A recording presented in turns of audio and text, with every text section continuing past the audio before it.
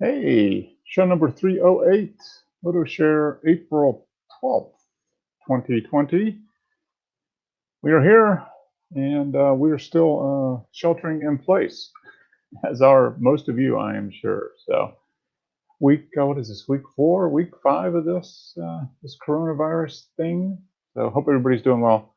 Let me go ahead and post the link in the chat. Anybody wants to join in can. Happy Easter for everybody that is celebrating Easter. It was not a bad day here in Atlanta.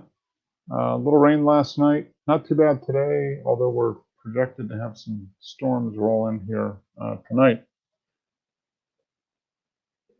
So we will see what happens with all of that. But well, we're inside anyway, so we don't have to run inside to get ourselves away from the tornado because we're already inside because we're not allowed to go outside. Right, Dennis? How you doing, Mark? Good. How are you? Yeah, still caged up. Yeah, us too. Although your restrictions are a little more severe. You're only allowed out once a day with a note, right? Well, yeah, I think you're allowed to go do some shopping or go for a walk. Yeah. Okay. All right. Yeah. But it's really only supposed to be out once a day. Is that what they say? Yeah. Once Okay. a day. Okay. Yeah. We're supposed to stay at home, but there's, at least in our area, there's no requirement that it can only be out once a day. I guess some areas, some cities that have had more problems are doing that, but we're just told to basically stay at home and stay away from people when we go out and wear a mask. There's not much. There's not much open anyway. The shops and that, they're all closed. So yeah, pretty much a grocery store and the pharmacies, I would imagine. Yeah, that's about it. How about the liquor stores? Do you have liquor stores and beer stores outside of the pubs that are open? Yeah, I think you can still buy beer. Yeah. Okay. All right. Yeah, I went to the local beer store. It wasn't this week. It was last week. Beer. They sell beer and liquor, and I was like, "Oh, so this is an essential business." And the lady at the counter says, "Yeah, medication." Yeah. Right. Yeah. It's like, "Oh, I guess so." Yeah. So, well, good. Well, glad you are. Everybody's safe and healthy in your family. Nobody's. Yeah, my daughter's she's working as a nurse at the hospital, and Okay. yeah, a guy's a paramedic on the ambulances. Wow. Okay, so she just started working this week, right? No, actually, she's been working, and Okay. yeah, he's been sent home. Oh, really? Did he Right. test positive or? No, he hasn't been tested yet, but apparently someone he was working with has. Oh, okay. All right. Yeah, so he's going to get tested in a few days to see if he's either got to isolate for 2 weeks or. Yeah, that seems to be the protocol, is isolate yourself for 2 weeks and see if any symptoms develop. Yeah. Because my daughter was supposed to return to the hospital at the end of next week for a shift. Okay. And now she's supposed to isolate herself for 14 days because she lives with the guy. Oh, okay. But the hospital said that they're going to get the ambulance guy, paramedic, tested. They're going to test him. Okay. And if he's clear, then she can come back to work. Okay. All right. No, that makes sense. That way, test one, and then that should help you identify the other person. Okay. Well, yeah. Hopefully everything is negative, and if he does have it, it's very mild. That's the And my friend's wife, she used to look after an old lady to do shopping. She's 91, so okay. They used to do all the shopping and stuff, and yeah, she didn't go out. She only had the carers come in, look after her. Okay. Yeah, she went to hospital on Wednesday, died on Thursday. Oh, wow. I'm sorry to hear that. Yeah. And then on the Friday, my friend's wife was called by the hospital, said she died of coronavirus. Oh, man. So that must have been brought in by somebody, she never went out. She was an old lady, so. Yeah. That's the tricky thing about this is people can be asymptomatic, not show any symptoms, feel perfectly fine, and still be a carrier of it and a spreader of it, and they may never experience any symptoms from it. So, I mean, I remember weeks ago in Italy, there was an Italian doctor saying that they tested all the healthcare workers in the old people's home. mm-hmm. It took 5 days to get the results. Yeah. And after 5 days, one of the assistants was positive. Yep. And by the time they went to the hospital, 19 of the residents had died. Yeah. Yeah. In that period that they were waiting for the result, Yeah. they were spreading it, and Yeah. that's the problem there. We're having the same issues here as people are getting tested, but the backlog, either the capacity at the lab or they're missing some of the chemicals needed to test, that type of thing. Some of the stuff's a week or two behind.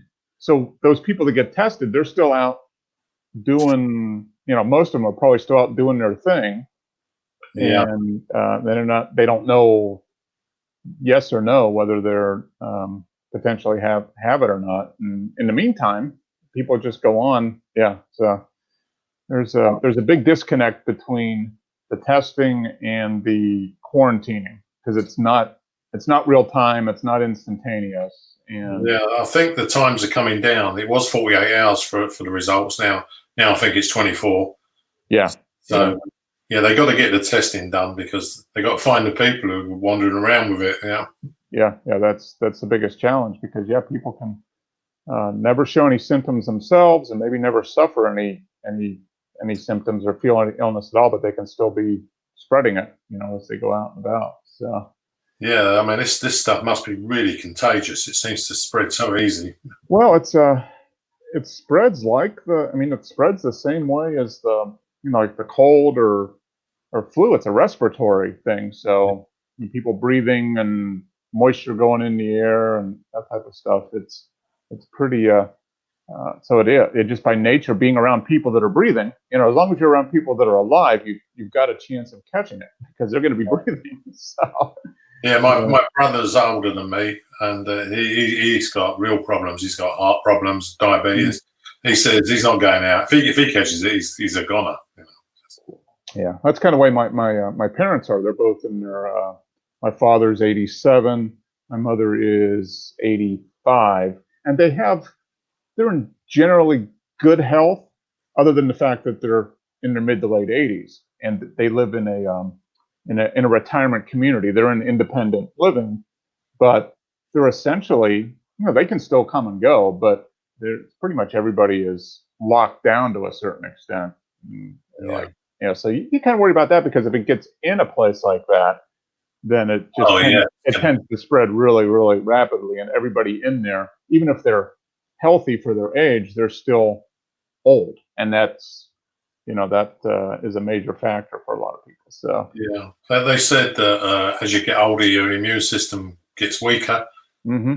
But it's also down to how healthy you are.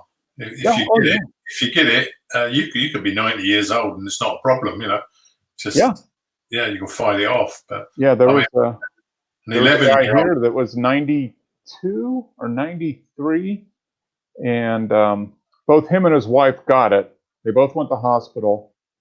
He came back fine. His wife passed as a result of it, but he's just was in good shape. And I heard a story of another woman who was 102. She lived in North Carolina or somewhere, and she survived. I think I said it last week. She survived the Spanish flu back in 1918.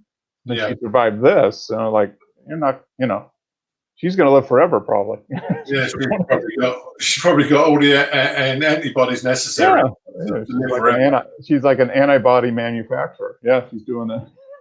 So yeah, it's really strange. It affects everybody differently. I mean, just like any other virus, I guess. But the problem with this one is there's not a vaccine for it. The flu is one of those things that comes around every year.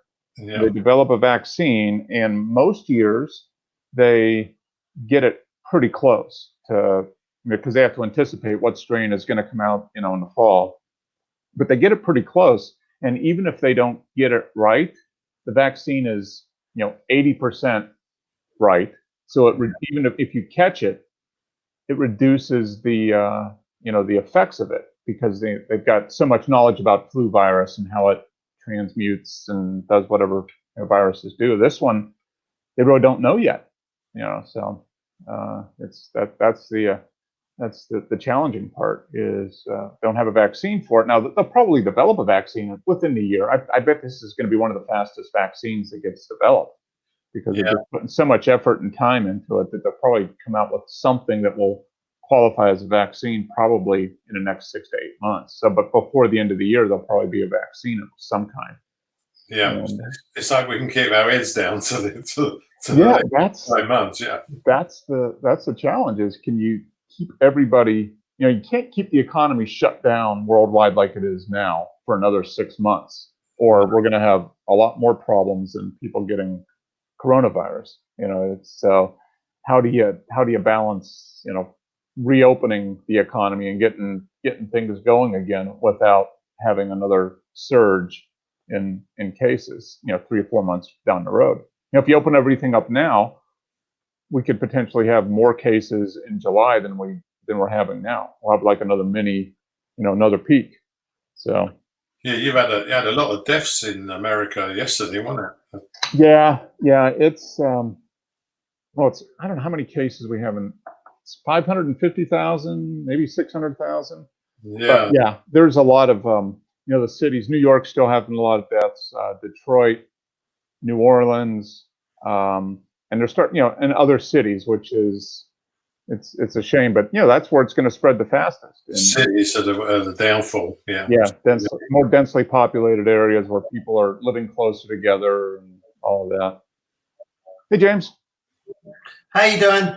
Good. Now you're coming to us from a different room.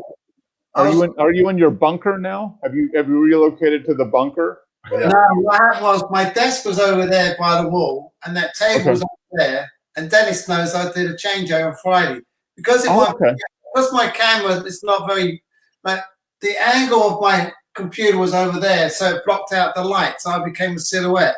So no, it's a lot better. The video is a lot better now. Yeah. By the window. Yeah. So, So you got the computer here, my laptop here, and I've got all the light here, so it shows me clearer.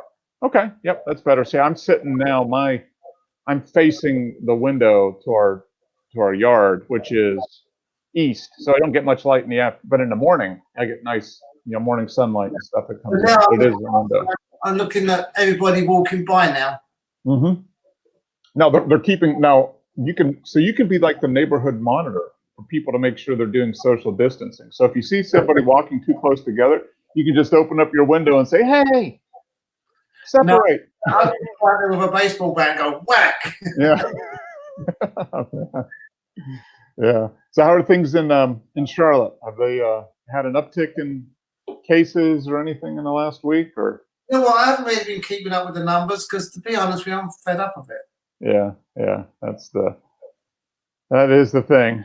I check it like once a day in the afternoon and kind of see where things are at. But other than that, what can you do? It is what it is. You just kind of. So where's everybody else? I'm late because I was watching the movie and I didn't realize it was. Oh, I don't know. I thought Joe might be here. I know he was dealing with doing some things. I don't know about Wes. It's Easter, so I don't know if Wes, but he really shouldn't be get together with his family anyway because we're not allowed to do that. So yeah, I don't know. I have a question for you. I'm looking like soon I'll be 65, so I'll go on Medicare. Have you ever heard of an insurance company called Heartland? No, but that doesn't mean anything. Are they offering like a Medicare supplement policy? Yeah. There's a lot out there that do that. I mean, a lot of companies will offer supplements. Well, I've got this agent looking for me, right? Because I'm using him, saves me doing all the footwork, but I still work anyway because I'm double checking to make sure I'm covered. But I want to go with United Healthcare supplemental G plan. And he's saying about this Heartland one's better because all the policies are the same because it's government controlled. The only difference in them is the premium. Okay. So he's trying to get me hooked up on this one. So what I thought I'd do is I double check. I called up my doctor's office and said, do you take Heartland? Yep. They can't find Heartland. Yeah, So that's we're going to double check, and it's like if he's having problems, out. I want to yeah, be exactly. That's exactly what I was going to say. Is you want to make sure that whatever plan, because there's a lot of plans out there, you just want to make sure that what it is it's a solid company. They've got the resources, you know. So United Healthcare, big company, and they're accepted at a lot of places. That's the thing. You don't want to have to. And that's what with me and my knee for the last 4 years. I've had plenty of problems. Yeah. Well, I don't want to screw up with the insurance. It's a $14 extra that I have to pay. Yeah. You know, it's interesting. If the guy is an independent agent, that probably helps. But well, that's what it is. Insurance is so weird. There's so many. Yeah. Who knows? He could be getting a higher commission from Heartland than he gets from United Healthcare. That's the problem. But yeah, it's talk to your doctors, whoever you're going to on a regular basis, and make sure they take whatever it is that you're looking at. We'll call him up on Monday, and if it doesn't work, I look at it this way: we already spoke to him on Thursday, and they haven't heard of Heartland, so they don't know. He's very persistent because he's working for me. He's saying, "Let me talk to a manager. I don't want to talk to someone at the front desk. They can't find it." So we want to talk to the manager, but the manager wasn't there, so we have to call back on Monday. Yeah. But the thing is, if they're saying it's not that, the front desk know what insurance has been taken because they. Oh yeah. They're the ones that deal with all the people paying for stuff when they leave the office. They're the experts. Yeah. Yeah, because he got upset with them because he's saying you should take the insurance because if you take Medicare, you should take Heartland as well. But the thing is, the main manager wasn't there, and he wants to talk to the main manager. Yeah. Well, they can. I've done research, and they probably can take whatever company, but from their end as the provider, the medical provider, it might be maybe they don't pay us. It's all depending on how much they get paid for, what they get compensated for the rates and how much paperwork is involved. Maybe it's a lot easier to work with United Healthcare. They should be able to take them, but they might not want to. It might be a headache to work with Heartland. I don't know. Right. Well, one part I found on the internet, just doing research, it says this carrier does not offer insurance in your area. Yeah. So I'm finding stuff like that. Well, that's kind of like a negative. So what I'm going to do is on Monday talk to this guy and say, look, I know you want me to go with Heartland, but originally when I first hooked up with you, because he's the one that does the work and he gets paid. I don't pay him.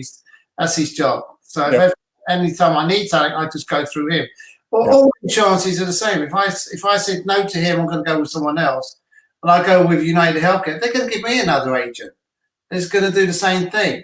Yeah. Well, that guy might get paid. He probably is contracted with United Healthcare, so he can probably sell their policies legally, but he might be compensated at a different rate. Maybe United pays 80% of what Heartland does. I don't know. That's the.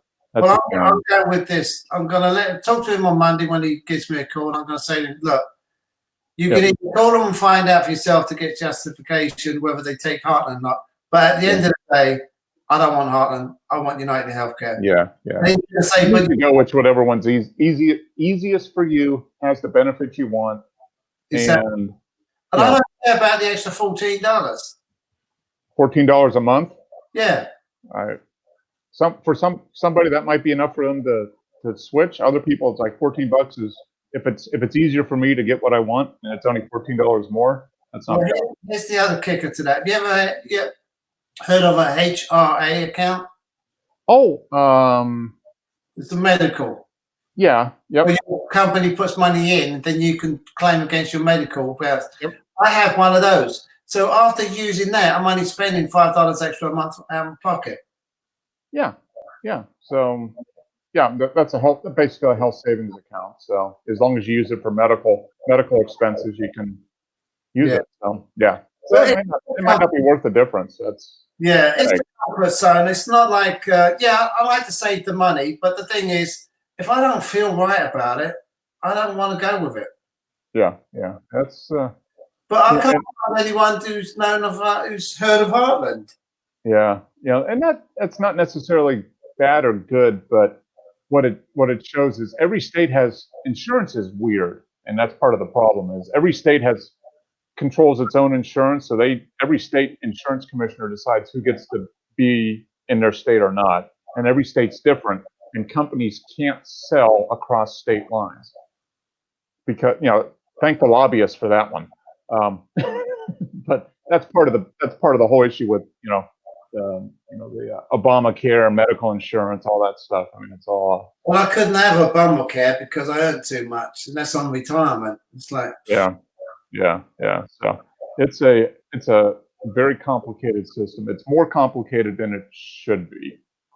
That's So yeah, but I whatever you feel most comfortable with, and has the has the doctors in the network that are your doctors, and well, that's why I called Ortho Carolina, because that's the one that has my doctor that's doing the surgery. Mm-hmm.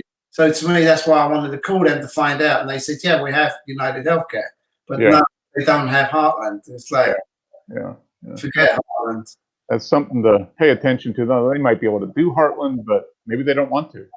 But he's trying to save me money. He keeps saying to me, James, you got to trust me. I'll do the work for you. This company's a good company, blah, blah, blah, blah. But at the end of the day, I don't feel right. Yeah. At the very beginning, I said, say, hey, I don't feel right about this. Why should I feel better? And let them tell you. And see.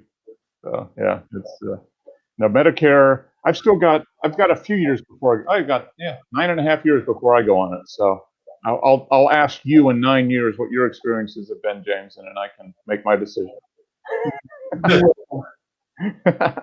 Now, Dennis doesn't have to worry about that. In 9 years, I'll be pleased to tell you. Yeah. Information. You have to carry on paying when you retire. You have to what? You have to carry on paying for your medical when you retire. A portion of it, yeah.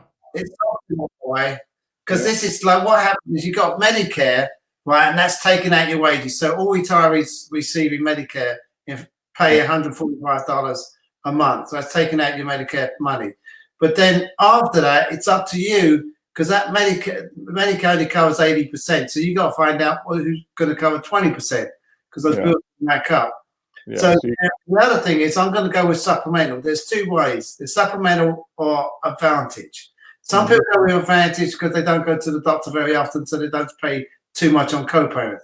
On the other hand, with a supplemental, it's the cream of the cushion because it covers everything, but you pay a premium. The premium depends on what company you go with. For example, this Heartland company is $104 a month.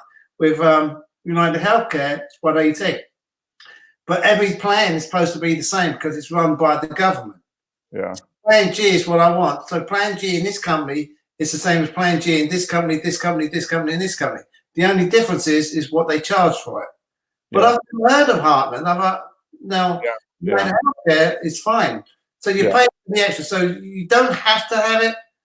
But if you get into trouble, you may have a lot of expenses. Yeah. So it's a supplemental insurance to pay the stuff that Medicare doesn't pay for. So, but you don't have to worry about that, Dennis. You just have your NHS card, right? And you're good. NHS, there's a lot to be said for the NHS, I'm afraid, because if you're not earning any money, then you don't have to pay any contribution. But you're still entitled to full medical care for any problem at all, major surgery or anything. Everything's covered. You even get fed in hospital, and you don't have to pay anything. Well, some might argue that they should pay you to eat the hospital food. Yeah, it's got a bit better. Luckily for me, I've never been in hospital, so that's good. Now, are you required to pay even if you're getting? Do they look at your income that you're receiving, say from investments or that type of stuff? No. Once you get to retirement age, you don't pay any more national insurance. Okay. But working, it's done like a tax bracket. Depending on how much you earn, depends on how much you pay on your stamp, isn't it?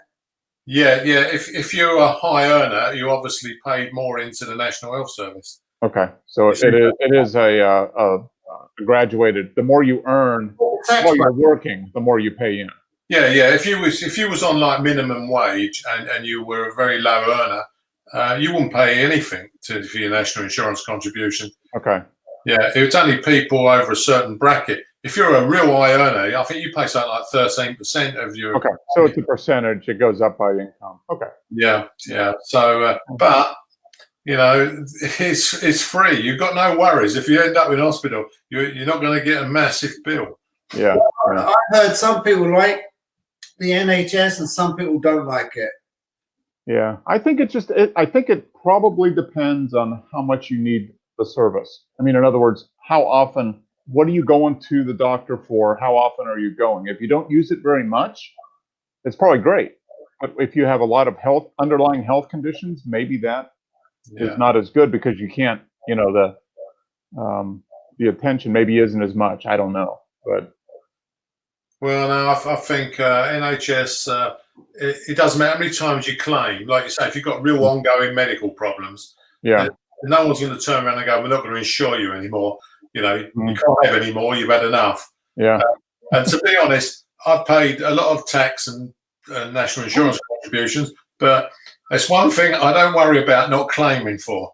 Yeah, you know, exactly. If I pay for my whole life and I don't have to use it, that's fine. That's fine. Yeah, yeah. And they like it that way too, because all the money you paid in while you were earning is helping the people that didn't pay in as much, that have more ongoing medical needs. Yeah. So if you get really stuck, Jimmy, you can always get on a plane and come back over, and you're entitled to NHS. Yeah, I still got my license. I still got my card as well. Yeah, yeah, If I can find my card, and then I could pay it. But You can live in Dennis's garden, and yeah. Don't forget, we got the E111 cards as well. Like anywhere in Europe, we can get medical. It's exactly the same as the NHS, free medical care all over. Does that go away with Brexit or not? Yeah, that's probably. I would say that's negotiable. Negotiating to carry on. Yeah.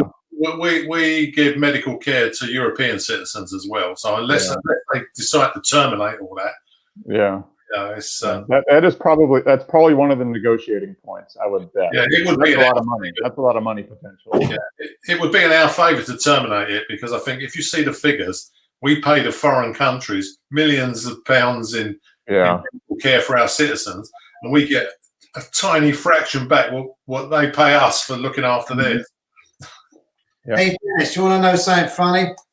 I still got my dog tags. Yeah, go for it. From your British military service? British Army, yeah. Oh, you were in the Army. Okay. What rank were you? Royal Green Jackets, Army. Okay. But there's something I want to show you. On these,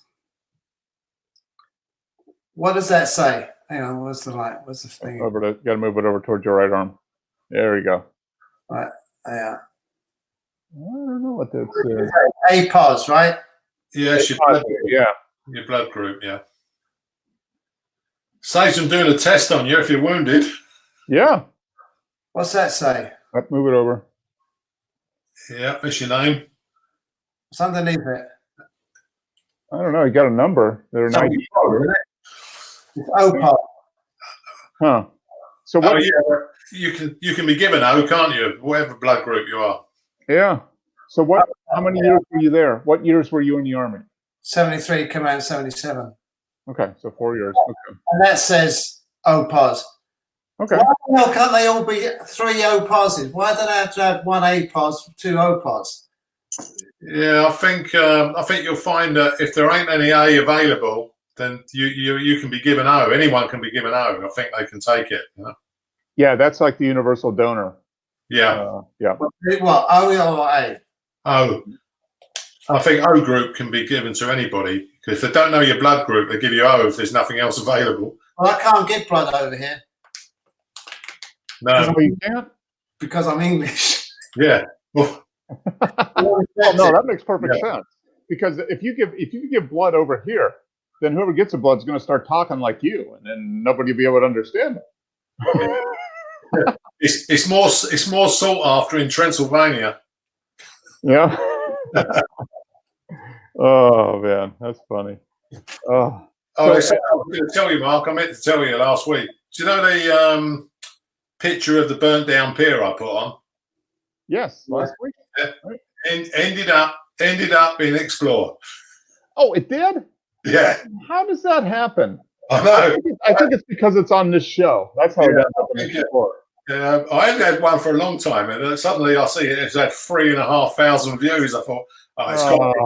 There we go. Yeah, I'll show this here. So I don't know how many views it had last week. Maybe like 30. No, I think this is only 9.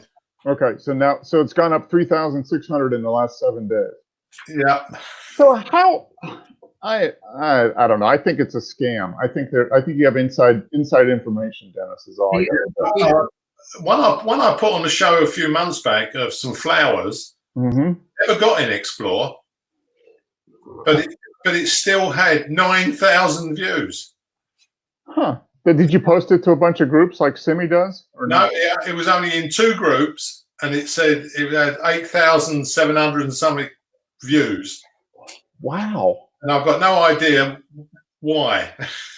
Huh. That's weird. Now you don't pay for Flickr. You just do the free account, right? Yeah.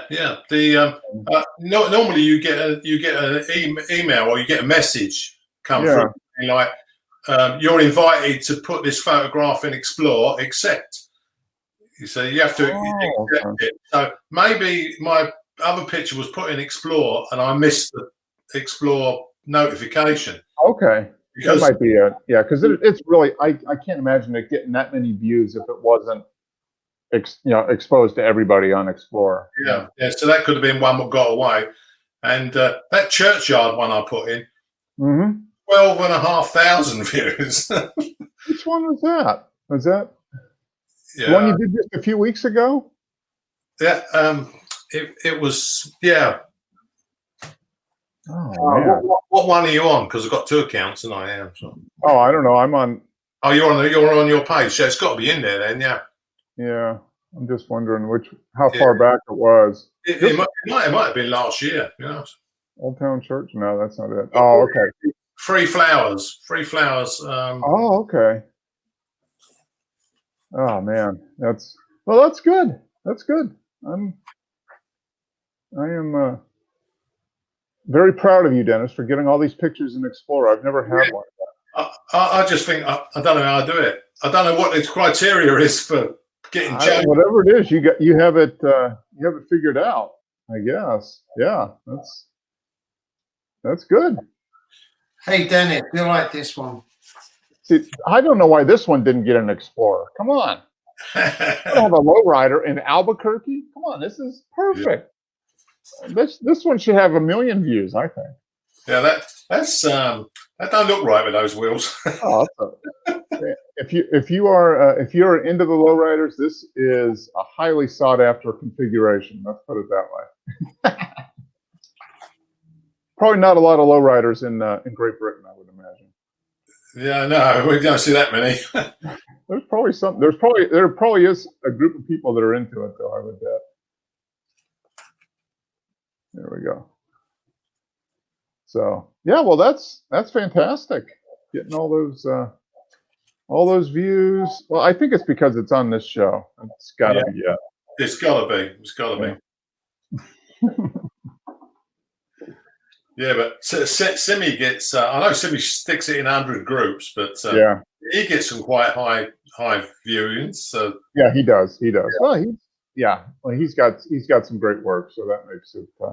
That always helps. He does. It does do some nice landscapes. Yeah, he does. He is getting his. He's perfecting his art, which is great. So it looks like James is going to show you something. Oh, you must right. What's that? Oh, medical card. Medical card. Oh, okay, your old medical card, huh? Yeah. There you go. So if you showed back up and you walked into an NHS hospital, they would say, "Have a seat. We'll take care of you." I don't know. Is that valid or have they changed? Well, you'd be valid anyway because you were born here and you paid into the NHS when you were working here. Yeah. Yeah. Wow. That's a good deal. Oh, here's one, Dennis, for you. Hang on. Don't go the other way. Gov UK. I see $76 Your state pension summary. $76 a week. That's pretty good. That's pounds. That's pounds, 76 a week. £76 a week. Hey, that's not bad. That's like $300 a month. Yeah, that's not bad because you've been in America for a long time now. So Yeah. you have to have 30 years of full stamps to get your full pension. So the funny thing is, that starts next year when I'm 60. Yeah. You know what I would do with that? I would make that your new camera equipment fund. $300 a month. Yeah, you could be upgrading, buying lenses. I mean, you're set. That's like $3,000 a year. But you know what? I can buy any lens I want now. I just don't. Yeah. I don't need them. I say to myself, like, Olympus send me emails all the time, sell on. It's the same bloody sale as last week. You know what I mean? Oh, yeah.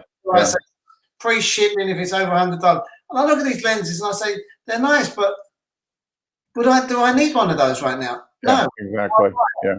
So I can always buy one when I need it, but I don't need it right now. And I'm not just going to buy for the sake of buying. Oh, come on. Olympus needs the business. Go and just give the business to Olympus. Yeah.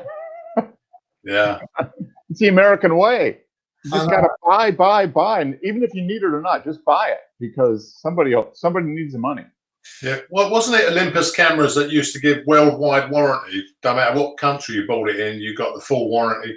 Yeah, I think so. Yeah. Yeah. And they recently changed it to like what Sony are doing and Nikon and all the rest of them. That if you didn't buy it in the country, you can't get any service. You know. Yeah. And I think someone put on the internet that Olympus must be committing suicide in this economic climate to change. Yeah. Well, it's one of those things that the warranty says we can do this, but we can change it at any time we want. So, Yeah. Well, that's got to be that was probably an expensive warranty for Olympus. Yeah. So, yeah. It's like if I buy a camera in Japan, I can't get any service in the UK because it'll have a foreign serial number, and it's like if Jimmy sends me one over from America, and it goes wrong, I can't get it repaired here. It's got to go back to America to be done. Justin Carroll's son, he wanted me to bring him a computer over, and I said, "Why can't you just buy it there?" He said, "They're so much cheaper over there." Yeah. Well, it will be because they stick the Treasure Island thing on, don't they? Well, the thing is, the computer I found on the internet, same price in dollars as it is in pounds. But the thing is, I called them up and said, "What's the warranty like? If I take this over to my nephew, and something goes wrong, can he take it to an Apple store?" They said, "No, you have to send it back." I said, "What's the point?" Yeah. Right. You can't get anything serviced if it's a US laptop. You can't walk into one of the Apple stores here and get it serviced. They refuse. Yeah. It's I said to them, you could buy the same computer over there, so I never bought it. Yeah. Well, always a question of when's he going to give me the money? Yeah. One guy took his phone into Apple and to get the battery replaced, and when they opened it, they found it had a third-party battery in anyway. So they put it back together and give it back to him and said, "I'm not going to do it." Yeah. I can understand that though, because if anything goes wrong, it goes back to them. Yeah, and the bloke put on the internet, "This is a good reason not to buy Apple phones." Yeah. No, well, that's it. For electronics in general, but cameras in particular. At least here, and it probably is the same way I would think in the UK. But you could get the US version of the camera for say $1,000, or the Japanese, the gray market for $880. So you'd save 10%, 15%, but of course you don't have the warranty. Yeah, see, I got this iPhone. Yeah, Apple wanted £45 to change the battery. So I stuck in a third-party battery myself, which cost £12.99. Yep. And how much of your time did it take you? About half an hour to do it, maybe? Yeah, you have to be careful getting the screen off and get it apart. But £12.99 bought me the full kit with all the tools to get the thing open, and it's superb. I only charge it up every few days, it really holds well, better than the original battery.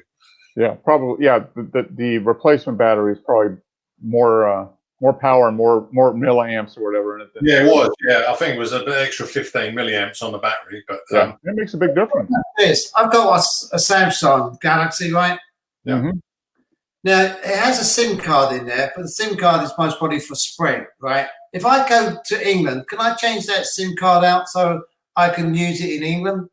depends if the phone's locked to a network in America, isn't it? It shouldn't be like I pay cash for the phone. It's open, is it? Yeah, but you can stick any SIM card in It there. depends on if you can probably stick any SIM card in, but the problem is if the phone has the I've got to buy the antenna for the type of cell system. Sprint is probably fine in the UK. Yeah. CDMA or there's what's it? CDMA and what's the other standard? There's something else. There's another cell standard. But what about payment? Like, do I hook up to like Vodafone or something over there? Oh yeah, you could if the phone is compatible with the towers. That's the main thing, and you can plug in whatever SIM you want, and then it could be a Vodafone. Then you could go with whatever provider you. Because what does the SIM card actually have? Does that have information like phone numbers and addresses on it, or what does it have on it? What, your SIM card? Yeah. Depends where you saved it to, whether you saved it to the phone or whether you saved it to the SIM card. Yeah, I mean, there's two cards. There's a SIM card which has the carrier data, so it can access the network, and then you've got the SD card. A lot of phones have the extra storage card that you can put in. Yeah, I think it might be just easy, just pay a $20 phone, buy a phone for $20 or something. Yeah, you could use your phone, but you just have to go in the shop and buy a pay-as-you-go SIM card. Stick 20. Yeah, probably. Yeah. Yeah. When are you going back there, James? Later on? Well, not the next month or two for sure. Yeah, because I want to get my knee surgery done. So I put the appointment back to because what's happening is the woman over the street, she's having a total knee surgery done as well, and they've already postponed her to go back. They're not going to do it because of what's going on. But what I did is I had my appointment with my surgeon to have my knee drained. Well, I can't have it drained yet. So I called him up and said, there's no way they're going to do it because of what's happening with the virus and that. And I didn't want to go to the place with this virus. So I said to him, can you change it to June the 4th? The reason for June the 4th is one, because it's a couple of 4 days into June, and June is when my Medicare kicks in. So I can there you go. Medicare. But it also gives a little bit of a time break for getting rid of this virus, hopefully. Yeah. That's why I picked June.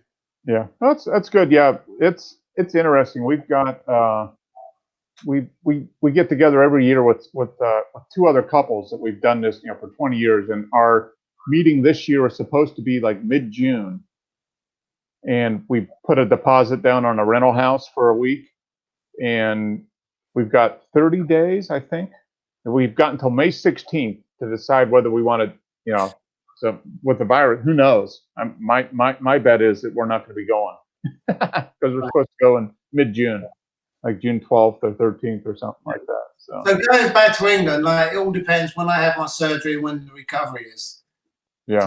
They want me to come over, and I said to them, I'm not rushing over there. My knee comes first. Yeah, no, you want to make sure you take the time to get your knee back to full health and you're able to enjoy your time over there when you go. Dennis, I looked at first class tickets. What's that? $5,000? Yeah, so I think I'll go regular. I mean, so it depends really, because it's not like I can't afford it. I could afford it, but why pay that when I'm quite comfortable? Man, that's a lot of money. Yeah. It's how comfortable my knee's going to be on the journey. Yeah, my friend went to. I could buy a new camera lens for that money. You can buy a camera and a lens for that money. Yeah. Well, my friend Bob went to New Zealand to see his son. He goes in the upper class where you get the beds, where you can go to sleep. Mm-hmm. Yeah, but it's $10,000. See, when I go to England, I don't really sleep. I watch the movies because what I do is, like the month before or close to it, I start looking at the flight information and see what movies they have on board. Then I make sure I watch those movies on the TV before I get on the boat on the plane. Yeah, but how long did it take on the plane? When did you come out of New York? It's only 6.5 hours, isn't it?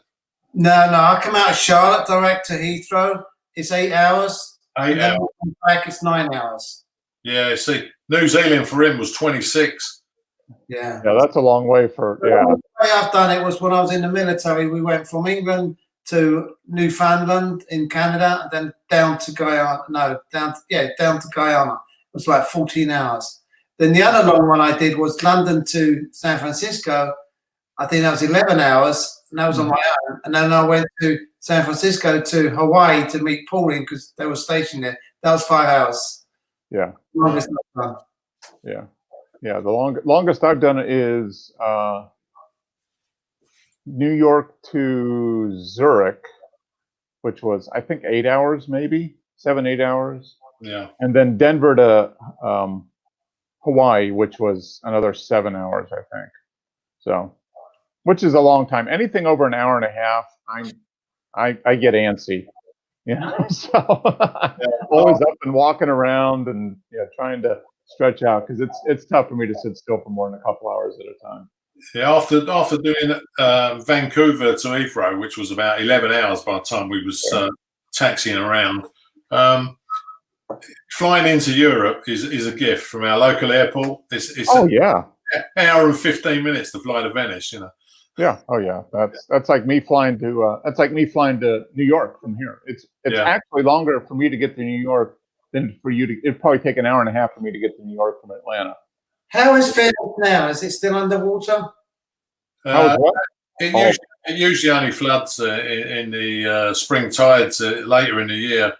At the beginning of the year, it's always got the water coming through St. Mark's Square. I've never been there when it's flooded myself because I usually go in June, July, August. I've been there 3 times. It's never flooded there. Yeah. No, it's I've had a trip down the Grand Canal. You need to go to Venice now because now I guess you can actually see to the bottom of the canals. Yeah, but I don't think there's any planes going there. Yeah, that would be the problem. Yeah, nothing's going. Yeah, well, see, Jimmy was moving his desk earlier in the week, and I said I'd give him a hand. So he goes, "How long will you be?" And I said, 6 months by the look of it. I'll be there in September. Yeah, I'll give you a hand. It didn't take me long to move the desk here. It's just a question of taking off everything. See, because my Wi-Fi stuff is in that corner. There's no wires here because this is wireless, like desktop and PC.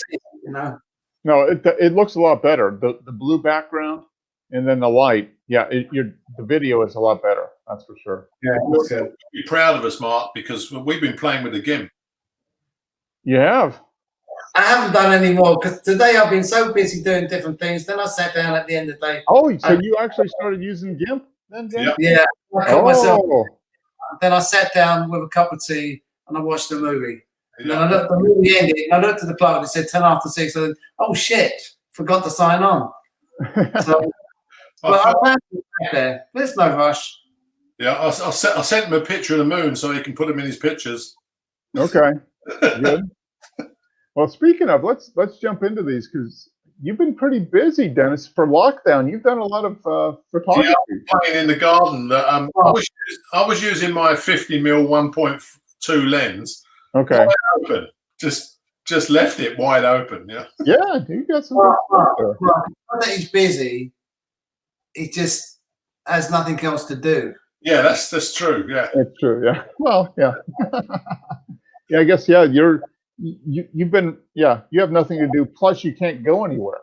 So. No, yeah, we can't go nowhere. But done a bit of gardening, clearing up. Yeah. Yeah. Okay, so here we go. The bottom of the garden. So is this where the? Oh, okay, you got the garden angel in here. Yeah, she's the fairy. That looks a little bit like that looks a little bit like Ian Anderson of Jethro Tull. I don't know. What do you? That Mark, or did you Dennis tell you what it was? I mean, I know that's been in a couple other images that you've done, Dennis. Right? That's the same. Yeah. Because I couldn't see it. I was enlarging. I mean, I just noticed it. It looks like to me it looks like I'm just because it's England. And you remember? Are you a Jethro Tull fan? Either of you, Dennis, James? No. Remember Songs from the Wood when he did that album? It was kind of like that's what this reminds me of. I don't know why. Right. Well, it's all folklore stuff, isn't it? Fairies and leprechauns. And, That's exactly what it is. Yeah. No, that's cool. So this is okay. So this is where the fairy lives in the bottom of your garden. yeah. Yeah. And you don't see it very often. Only people who've kissed the Blarney Stone can see fairies. I drank a lot of Guinness. I drank a lot of Guinness once. Does that count? Oh, well, that should make you an honorary member. I think so. So this was done. This was with the Voigtlander. Okay. Yeah, that was with the 65. But the rest, I think, I switched back to the 50 mil. Okay. All right. So we got 65. Oh, this is nice. Yeah, this is. I had a walk along the island wall, and Okay. I used to see one guy and his dog, and that was it. So it was pretty good. You just took some of these old photos. No, I took this week. It says taken April 9th. So yeah. Yeah. I can't believe that. So it was with the this was with the Voigtlander. Yeah. This is 50 mil 1.2. Okay. So just wide open. You just left it at 1.2 and shot away. This is it. I just thought like I'll just have a play, and Mm-hmm. I should imagine 50 mil 1.2 will be quite hard to focus up on a rangefinder, but on the Sony, of course, you can use the focus assist. Yep. You used the focus peaking then? Yeah. Oh yeah. I put focus peaking on and like doubled it up 12 times. Mm-hmm. Get close in to find something to focus on. Yeah. No, this is nice. I mean, I like the colors. Yeah, I had a polarizer on the lens. Okay. Yeah, so because if you look right in the background, you can see Hadley Castle up on the downs. Where? Oh, right here, huh? Yeah. Oh, okay. That is okay. All right. So what is this? Canby Island? Is that what it's called? Yeah, that's where I live. Yeah. Okay. Nice. So this is the Thames. It looks like it ends here. Yeah, this is a creek in the Thames estuary. Yeah. But obviously the seawater goes all the way around because we're an island. Yeah. And this is one of the. What was Is that? Is it an estuary? Yeah, it's the Thames estuary. You've been to Southend, so yeah. I haven't been to Canby Island though, but I plan to when I come up. Well, you can see Southend Pier from Canby Island. It's only about 8 miles away. Right. Okay. Neat. That's a nice image. I like that. Okay, so this is wide open f1.2. Yeah. Just focus on the bloom and shoot away. Well, that's nice. Is that a what kind of tree is that or bush is that? It's a flowering cherry in the front garden. Okay. Nice. Very nice. Yeah, I love the background. Nice pastel blue. You didn't do anything in post with this? This is just... No, this is just sharpened it up, of course, because of the raw files are pretty dull, aren't they? Yeah. But okay. So what's given the blue? Is that the sky or? Yeah, that's the sky. This is right up in the air underneath the tree.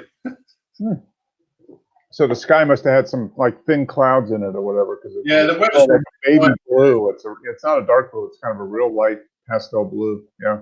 Yeah, it's been lovely blue skies and it's been quite warm. But I think it's going to be a 10-degree drop tomorrow, so we'll notice it. Yeah. We'll have thunder showers tonight. Yeah, you're going to get them after us. We're supposed to get. I don't know when. I have to update the little map, but yeah, we're getting all that stuff that's coming up from Alabama and Mississippi. Yeah. Last we had heavy storms and we had hailstones, and I kept thinking my windows were going to break. I just went outside to check the windows. Oh wow. Well, anything you're getting now, we're going to get in about 3 weeks then. Yeah. No, this is just a local storm to the southeast part. Yeah, it looks like you might not get too bad, James. It looks like it's going more north and west of us. So I'm hoping we don't get too much here tonight. That would not be good. But can't do anything about it. I've got the weather radio set. So if I get woken up at two in the morning, I'll know to run into the basement. Tornado is not a good thing. No, this is a nice shot, Dennis. I like that. That blue is fantastic. That's a great compliment to the pink of the blooms. It came out very nice. Nice. I like the colours. Mm-hmm. That one Dandelion. Yes, because it looks like it's shooting at you from nowhere. If you stare at this too long, you'll go crazy. It's like looking into a mirror. Yeah, it is. It's got that sense of motion to it, kind of spinning around. Yeah, this looks like a common dandelion to me. It is. Yeah, it's just a dandelion growing out the flower bed. Now, do you take the leaves and put them in your salad? Dandelion greens? I'll be back in a minute. All right. No. No, that's neat though. So this was at 1.2. So yeah, this is at 1.2, but I was also using the Voigtlander close focus adapter. Oh, okay. All right. Which brings it into, I think it takes it down from like 16 inches to 12. Okay, so that was allow you to focus right on the middle of the. Yeah, so I can focus this lens closer than it was ever designed to go using the Voigtlander adapter. So you put the adapter just on the shoe of the camera then? No, the adapter goes in the lens because it's a Sony. It's an E-mount. Oh, okay. So the E-mount adapter goes in, and then it takes this lens belongs on a rangefinder. Okay. It's like a M-Fit. Oh, okay. So the close focus adapter goes in between the lens and the film plane, basically. Yeah. You put the adapter into where you would put the lens, and then it converts to ZM. Like a M-Fit. You can put all M-Fit lenses. Okay. Yeah. But nice. It's helical, so it can come out. I think it goes 4 mil. Okay. Yeah, you lose your infinity, obviously, but of course it allows you to then focus that lens closer than it was ever designed to do. Yeah. So it basically brings it way down as far as the focus distance. Yeah. That's neat. That's a neat effect. And you didn't turn the camera or anything. That's just the way the background was laid out. It kind of gives that. Yeah, I actually had a tripod above this. Okay. And I had the camera turned towards the ground, so it's directly above. Okay. Wow. The sense of motion in the background is kind of weird. It looks like almost like it's spinning. It looks like it's swirling, Yeah. That's interesting.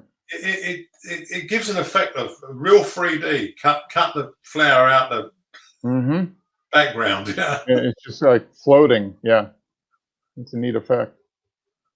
Very nice. And this is. Oh, I like that. Yeah, this is the bluebells growing in the drive. Yeah. Very nice. Is this with the close focus adapter too? Yeah. Okay. It just allows me to get in, like, it's not quite macro, but it gets you a lot closer. Yeah. Oh yeah. It allows you to actually focus on the flower now. Yeah, but that lens at f1.2 gives that real dreamy look. It's yeah. The backgrounds are fantastic on it. Yeah, just and it gives that just great separation between the foreground and the background. Yeah. Yeah, the background of this is basically a fence panel. Okay. So that's the fence back there, this gray area. That's a fence, yeah. Okay. Yeah. What's that one? Is that a bluebell? Yeah, they're bluebells growing in the drive, yeah. When I was young, my sister and I, my father and mother, we used to go collect those and give them to my mother to put in the vase and that. It's funny. Yeah, it's now illegal to collect wild bluebells. Oh, wow. Really? Yeah. Huh. And they can tell. You can buy the stuff from the garden centres which have been like grown, specifically to sell. But if you get caught taking wild bluebells from the woods, you're going to get nicked. Oh man. We used to go up Kingsbury somewhere area. I'm not exactly sure. That's a nice shot. That's a nice one. I like it. Wow. Yeah, And here's another one of those. It looks like, yeah, the background's just swirling around again. yeah. This is what the lens does at f1.2. Yeah, it's because of the bokeh. Yeah, it just takes that background and Yeah, really I'd blows like it out. portraits with this because apparently it gives a real dreamy effect. You know, with Mhm. right. It's better when you enlarged it. Like when you enlarged it, then it looked better. Mhm. Yeah, it's just giving you a closer look, isn't it? Yeah. No, this would be probably a very good portrait lens. Yeah, because the background would be, yeah. Yeah, what I like about it is for an f1.2, it doesn't weigh anything. It weighs half of what the Voigtlander 65 does. Mm-hmm. I mean, I like that lens, but you know, whether I would take it on a long journey with me, I don't know. This just 50 suits the camera, Mm-hmm. size, half the weight, and you can basically do the same thing. And you can take photographs in the dark with an f1.2. Yeah, you could. Yeah, yeah. It's much better for low light situations. Yeah. I can see why they liked it. It's such a good write up, you know. That Mm-hmm. yeah. And of course, full frame lens, full frame camera. Yeah. Yep. That makes a difference. Okay, so this is Lens at the 2.8. Wow, look at the difference. Yeah, just one stop, basically. yeah. This is what came up. I took this one on purpose to see how much more depth of field you got, and but it's one stop. Yeah, that one. Yeah, I mean, so it's the same basic plant. You obviously you got the B on it now, but Yeah, look at the difference. So you left it on the tripod and you just changed the f-stop. changed it one stop. Yeah, Wow. and the bee flew on there. Mm-hmm. Very kind of it as I was taking it. No, but I mean, this flower here in the other shot, yeah, Yeah, that's quite dramatic. Big difference. yeah, you can see it jump out when you go to 2.8. Mm-hmm. Yep. I mean, You know they're what's both fun? nice, but yeah, this one is much more focuses, emphasis is much more on these blooms, whereas here, you've got, it's still nice, but yeah, the other one is much more specific. Yeah, I've only done it as a comparison to see that what one stop difference will make. Yeah. Yeah, apparently with an f1.2 lens, it's optimum sharpness like 3.5 to 4.5. Mm-hmm. Yeah, because it's such a fast lens. Mm-hmm. Where normal lenses they're at their best around 5.6 to 8. You know. Yep. Yeah, typical lens. You set it to 8, you're probably good. But yeah, no, that's interesting. Is this yours, Dennis, or was it Pat's? No, that's Patrick. That's Patrick's. Yeah. Because the writing's so small, I have to go close to read it. 1954 Jaguar D-Type, raced by Sterling Moss. Doesn't get much better than this. I never met him, but I've heard nothing but good things. Yeah. Wow. Well, it's definitely English because it's got steering wheel on the right side. Yep. That thing, yeah, that is amazing vehicle. Look at that. Yeah, So this was the car driven by him. So yeah, this has got to be worth quite a lot of money. Yeah. Same year of his fabled run at the Mille Miglia. Doesn't get much better than this. Wow. Nice. Yeah, one of the shots Patrick done on this one.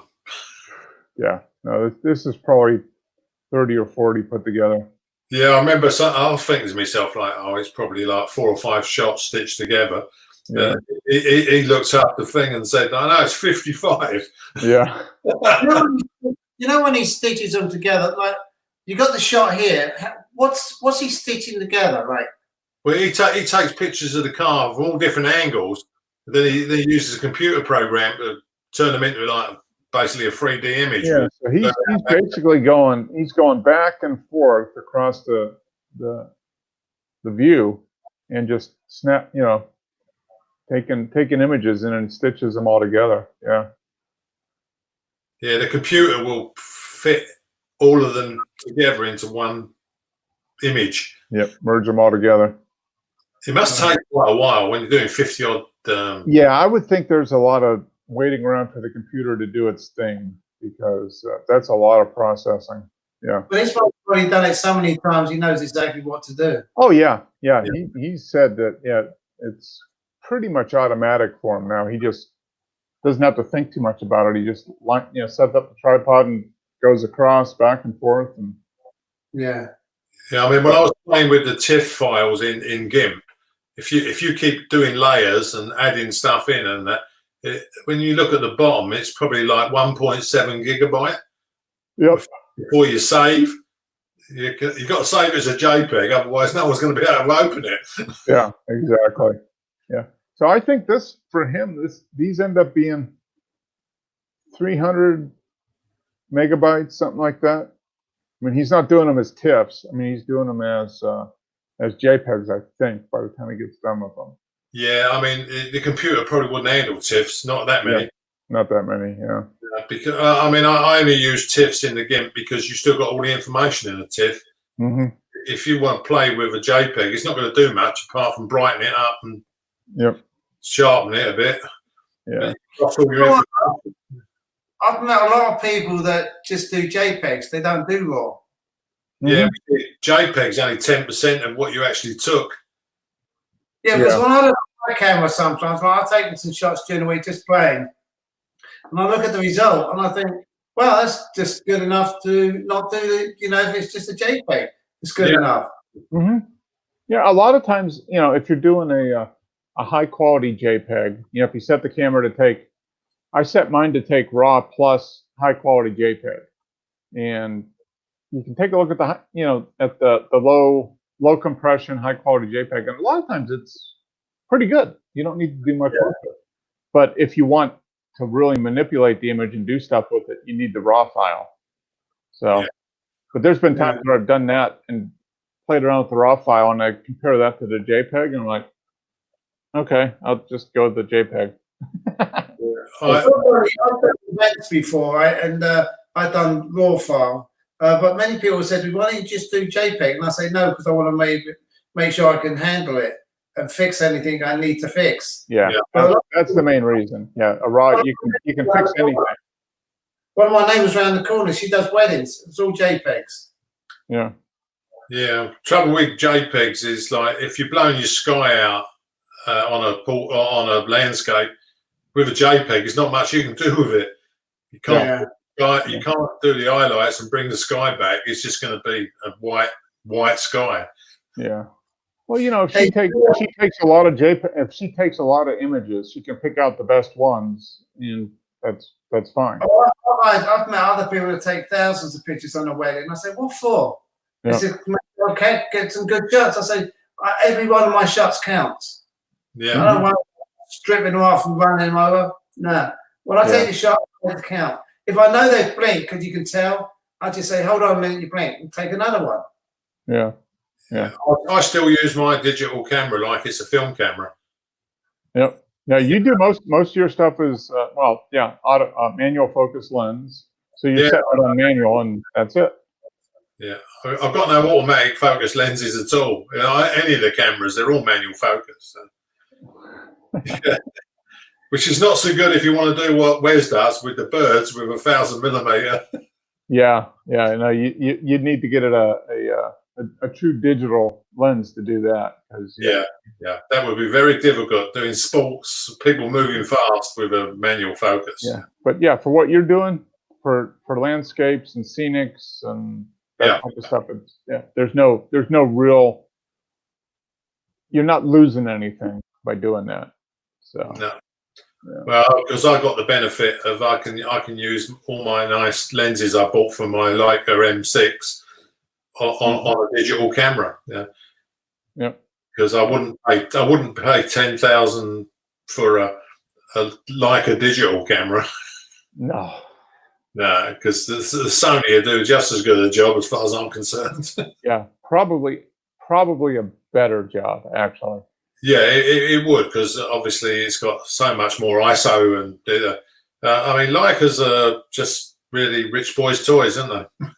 Yeah, well, I mean, it's got a fantastic reputation. It's well engineered. It's built like a tank.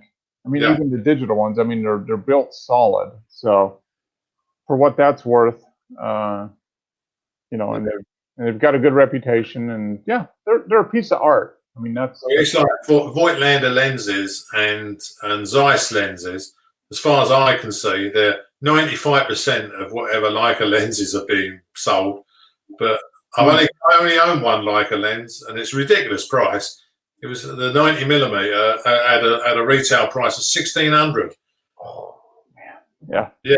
Well, I mean, I wouldn't pay $1,600. It's a nice lens. It's got a very smooth focus and that, but I think the Voigtlanders are just as well built, and the Zeiss as well. Yeah.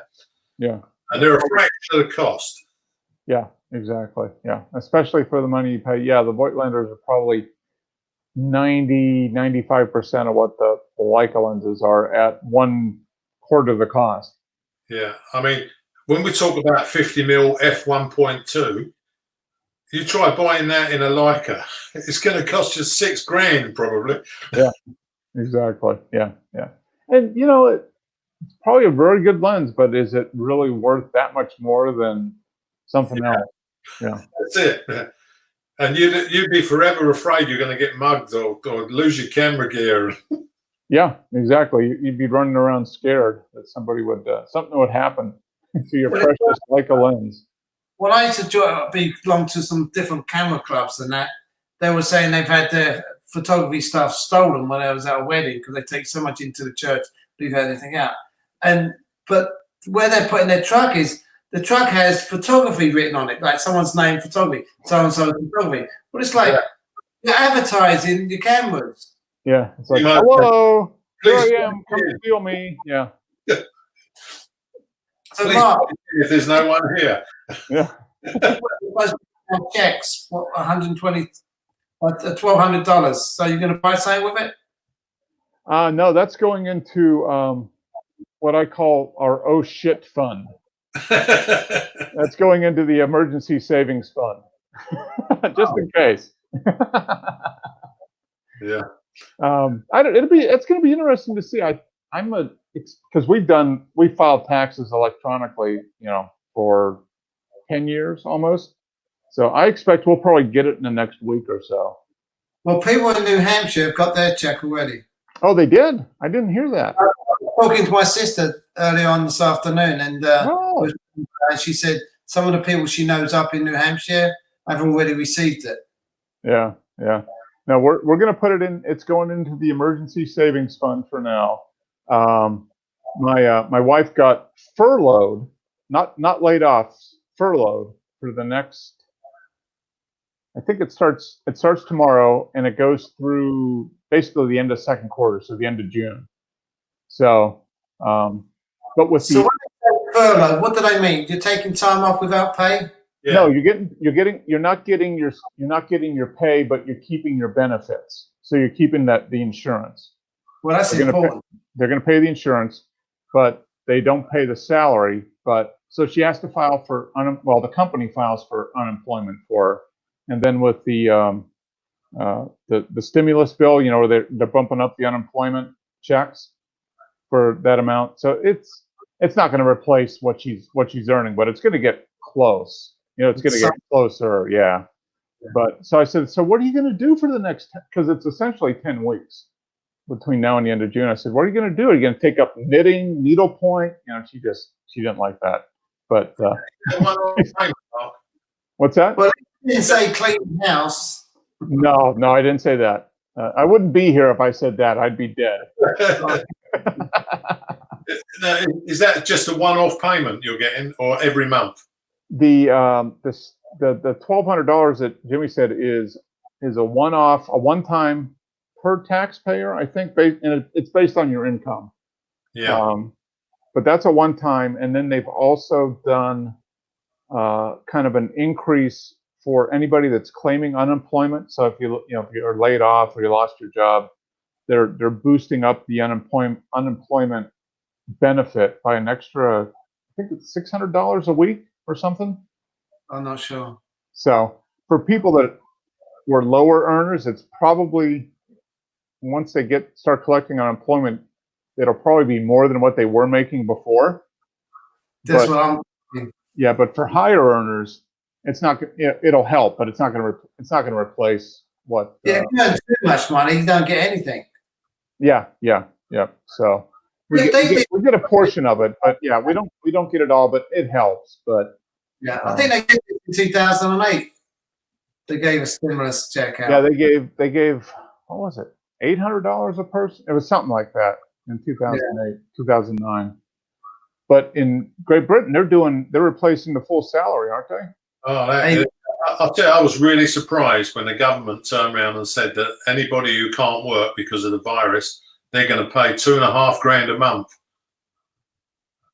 Up to how many? How long are they going to do that? Next 3 months. 3 months? Okay. Yeah. Yeah, and they said you will receive 80% of your salary Okay. from the government, up to a maximum of $2,500 a month. Okay. But you know what? Some people don't earn that much. No, but it's based on what you have been earning. They've got your Yeah. tax record. All they Because do 80% of what your tax would is- have been. Yeah, so if you paid I don't know £1,000 tax every month, they know how much what your salary is, so Mhm. they're going to give you 80% of what your normal monthly salary would have been, up to $2,500. If you earn more than that, then tough. Yeah. But $2,500 is quite good. Yeah. I look at it this way. At least the government's trying to help you out.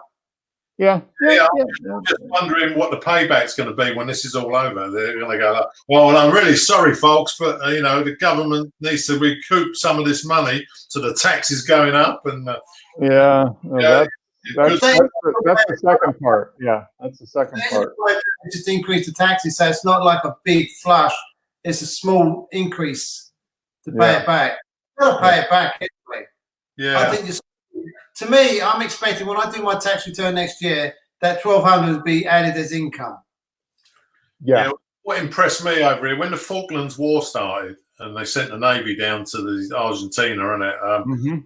they said that a value-added tax on the goods and services here was 17.5%, and they put it up to 20% because they said that they need to increase the taxes to pay for the war, Yeah. right? And that was like 4 years ago, and it's never gone down. Well, yeah. That's the thing. They increase it. We just need to do it to pay for this one event, and then like you said, it's still there. Yeah. Haven't changed it. Value added tax, Dennis, right? When you go in and buy something, hotel, food, or whatever, you get the bill, then it's value added tax added to that. Is that like just paying tax? But when we buy stuff over here, some states you don't have to pay state tax, but most states you do. So when I buy something, I buy like $10 sweater, then it'd be plus the tax for it. Over there, would it be equivalent to a £10 jumper and tax put on top of it? Yeah, they don't have the tax. Well, what the price is in the shop includes the tax. If it's a taxable item, there's no VAT on food, I don't think, unless it's Right. stuff like chocolate, What's your hotel add the tax on that, VAT on tax? Yeah, so that they don't add the tax at the till, right? The price you see on the goods is what it costs. It already includes the VAT. Yeah, and the VAT is what, 22% now? 20%. It's 20%. Okay.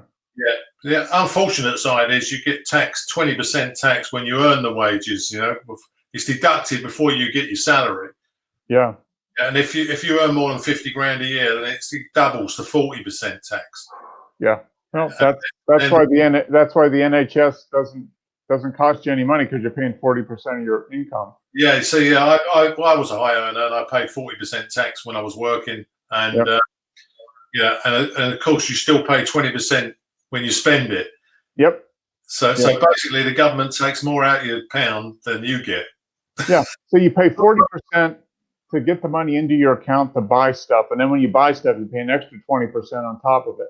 Yeah, but it doesn't stop at 40%, because 40% is your tax. right? On top of that, you got your national insurance contribution, which is up to about 13.5%. Yeah. Okay. So now you're at 50%. So you're at 53.5% out of every pound. Yeah. And then when you spend the change you've got, it's another 20% out of that. Yeah. That's basically you're a film star. You get about 20p, you know. You get Yeah. 20p How is the quality of the NHS? the quality of the NHS. Yeah. I think if you're really ill and you need like real medical stuff, like you can't beat it. The private hospitals have not got the equipment of what the National Health Service has got. Yeah. You know, and of course the government's taken over all the private hospitals anyway. For they wanted all their stuff to deal with this crisis. You know. Yeah. So what's the population of the UK now? How many people? 60? And I'd have to look it up, but it's absolutely millions, isn't it? This country, I'm surprised it don't tip up with the amount of people that live here. I think I remember seeing like 50 or 60 million people, something like that. Yeah, it is a huge amount. Yeah, London has got a terrific amount of residents. Yeah. Mm-hmm. Yeah. I don't know what's New York, the city of New York. How many people live in that city? You know, 8.5 million just in New York. Yeah. And then when you add the rest of the metro area, it's probably 11. 12 million. Yeah. I mean, you can see when a virus runs wild, how much it spreads so quickly. You know, it's just cities are not a place to be. No, not for that kind of stuff. Yeah. Yeah. I mean, some joker here today. They've been telling us all to stay at home because it's Easter and it's the bank holiday. You know, and they're going like, stay indoors, do not travel, and all that. And some joker drove from London to Cornwall to go to his holiday place and got turned back. Hundreds of miles he drove, yeah. Oh, yeah. No, it is. Population of London. Population of London. What's it say? The population of the United Kingdom was 8,902,256. You get it 8,982,000. Okay, so 2019. That was 9 million. Yeah. 9 million. Yeah. Yeah. A lot of people. Well, there's 2 of us missing, Jimmy. Yeah. I've been missing for a while. Yeah, you've been missing. Oh, so have I. I've been down here for 1971. Yeah. 49 years. Yeah, that's it. Yeah. So I don't mind visiting the city of London, but not at the moment. Yeah. So you both grew up within the city limits of London? You grew up in a city neighborhood then? Yeah. We used to live just a few turnings away. Where your Mel Health card was, he was like 2 roads away from us and the flats. Yeah. Okay. So, but you lived in the city of London? Yeah. The district, Paddington district. Yeah. Okay. Which is city of Westminster. Okay. Yeah. They're trying to change that to Maida Vale, aren't they? So it sounds posher. Yeah, that's right. Yeah, well, obviously our flats was a Little Venice, which is a well sought after area. Yeah, we used to fish at that canal all the time. Yeah, we couldn't afford to live there now, you know. Probably not. Yeah. It's probably changed dramatically. Yeah. The house my cousin lived in is probably over £1 million. Yeah, it's. And you could have bought loads of them when we were born. Yeah. You could, for £1 million, you probably could have bought 100 flats for £1 million back in the day. Yeah. Yeah. Wow. Yeah. Well, it was okay. It was, well, we were born there, so you don't know any difference. So you move off and see what the others have got. Exactly. Yeah. I mean, wherever you are it seems perfectly fine until you move away. Yeah, it's either better or worse depending where you move to. Yeah. Yeah. But we're going to London and seeing my family now, and meeting friends at the pub. That's nice, but it's not a place I want to stay and live. Yeah. Well, I mean, your sisters in America, and so your 2 sisters are still over here, aren't they? Carol, Marley. Yeah. a hotel in Sussex Gardens, and Marlene's in Orpington, Kent, outside London. Yeah, that's outside London. But I mean, where Carol is like central London, isn't it? I mean, you could walk up to Marble Arch. Yeah. Hmm. Yeah. Oh, that's a good spot. Kenton Gardens is just around the corner. Easy public transportation is available to get anywhere. Yeah. So she's in a good spot. It's funny, really, because if you lived there in the 60s, you wouldn't have so far to walk to school because we went to the same school. Yeah. I walked all the time because I used to get money. That's it. I've done the same thing. I used to spend me bus money on sweets and walk home if it wasn't raining. Yeah. There you go. Stop at the candy store on your way home. Get some treats. Yeah. Yeah. That's a good way to do it. All right, Did gentlemen. you earn extra? What's that? Hold Jim? on a minute. Did you earn extra money Dennis, by jumping over the wall to get cigarettes for people? Yeah. Yeah, because you At the want back gate. Yeah. So wait, you would. Because there was a switch around the corner from the back gate. Yeah, there was one on the way up from the the underground station as well. Yeah, when we went to school, the local sweet shop used to sell the kids cigarettes. Oh wow. Yeah, and now they Single get arrested, of course. So Because you you would used go to in ask and- people, like, you would get people used to cigarettes for say, other people. "Really too fat." Yeah, you couldn't afford because you didn't have much money when you was a kid. Yeah. They used to open the cigarette packets and sell you single cigarettes. Okay. So you could buy one when you're on your way home from school, walk down the road and smoking, you know. So Okay. And be done with it by the time you got home. You wouldn't get in trouble. Or people come up and ask you and say, "Can you give me 3 cigarettes?" Then someone else might say, "Can you give me 2?" So you jump over and get 5 cigarettes. Then that's come it. back and money. Yeah. If you get caught skipping over the school wall, then you're in trouble. Yeah. Okay. Oh, okay. So you Did you do ever that in school. All right. Dennis, did you ever get the cane? Did you ever get the cane? Once.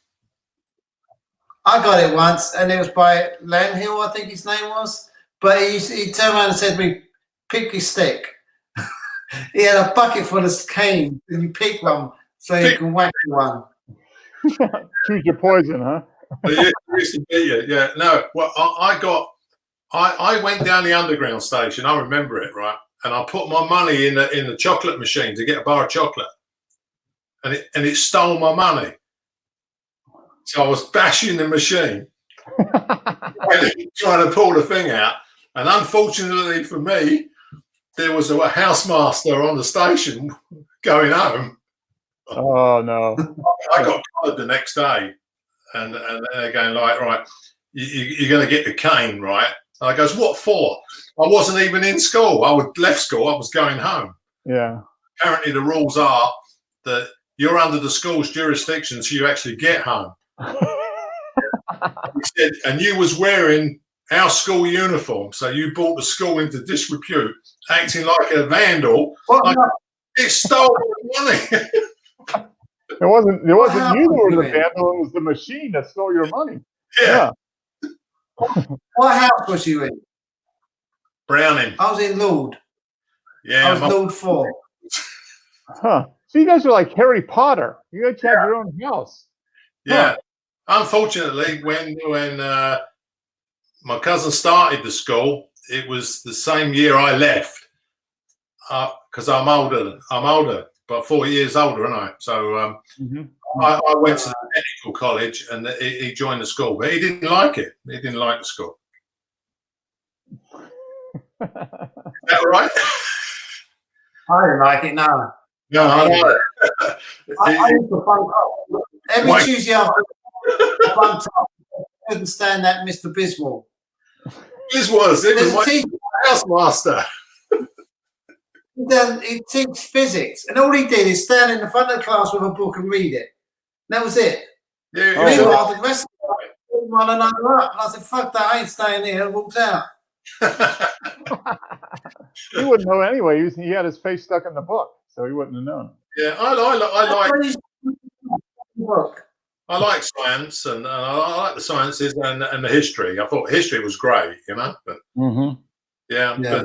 but yeah, I I can't. like tech. Right. Yeah, there was worse places to I like fall. tech. Yeah. Tell you what, I went to what's that school? Kensington, Kingston. I went to Kingston a few times. I bunked off my school, went over there and saw my mates, and we went to one of their classes. And the teacher would say, "Are you new?" And they go, "Who's the new kid in town?" yeah. But I wasn't supposed to be there. Their school. Oh man. I see a write up on our old school, and the guy goes, he thought it was a really good school, but the best view he ever had of the school was the last time he left looking in the rear view mirror. I don't know. Yeah. From being an outsider, it sounds like you two are a couple of hooligans. I don't know, just causing trouble all the time. That's what I. No, we was okay. My brother was the one who was asked to leave. Oh, okay. You got kicked out. Well, actually, I think my father was called to the school, and the headmaster said to him, "There's not a lot of point in your son returning here." He's been here anyway. He was missing for most of the year. Oh boy. Yeah. So, what's your school like, Mark? Oh man, we didn't have. I'm trying to think. But yeah, it's every kids do stupid stuff wherever they're at. I mean, so yeah, but we didn't have the big. I think the big difference is we didn't have. So you were grouped into houses, like each grade, or was it grouped like all were in different houses, mixed grades, or was it by grade? You had a form master. Okay. The teacher was in charge of your class every morning when you register. Okay. All right. Yeah. And then we had 4 houses. It was Lords, Dickens, Faraday, wasn't it, and Browning. Yeah. Browning and Faraday. Yeah. So I was in. yeah. So when you went to lunch, you went to your own house. Oh, okay. So that's the way they divided up everybody into groups. Yeah. Okay. Yeah. You had mixed. You had different colour stripes on your tie for what house you was in. Oh, okay. The Lords was white, Browning was blue. White. Right, but you Oh, could okay. sit Faraday was really. in the car, and everyone would have different ties on. Hmm. They belong to the other house, you know. Okay. So that's the big And the difference. sports different shit. Yeah, we didn't wear ties in school. You know, There were no ties in our school. no ties. No. You had to wear a tie. We wore whatever we wanted to wear. See, But the funny thing is, you wore a uniform, but to be different, you didn't just wear a shirt. You wore a Ben Sherman shirt or Yeah. Ben. Okay. Right. Yeah. So it was the uniform, but you wore a different thing. everyone had First year, with a badge on the blazer and a hat. Okay. it was up in Tower Road by what is it, Wedlake? Was it Wedlake? There's a shop there. It's on all uniforms and that. So the first year you go there to get your uniform and your school colours. But after the second year, when it starts getting worn out, you start changing to different clothes. You start buying your own clothes, as long as it looked like a school uniform. Yeah. So you could just be different. I tell you, if you turned up to school without your tie on, or your hat, or your jacket, then you got put on detention. Okay. So these were public schools, right? These were public schools? Yeah. Okay. So your public schools were a lot like the private schools or the parochial schools for us. I mean, you know, if I would have gone to like a Catholic school or a private school, then yeah, you would have had a uniform of some type. Yeah, I think the policy was that every child wore the same uniform, so you didn't have the ones from the rich families wearing all the fashion clothes, making the others feel, out of place because they're poor, you know, their parents. Yeah. My last day, when I went to my house miles and told him I wanted out of school and not coming back anymore, I gave him my uniform so he can give it to some other kid.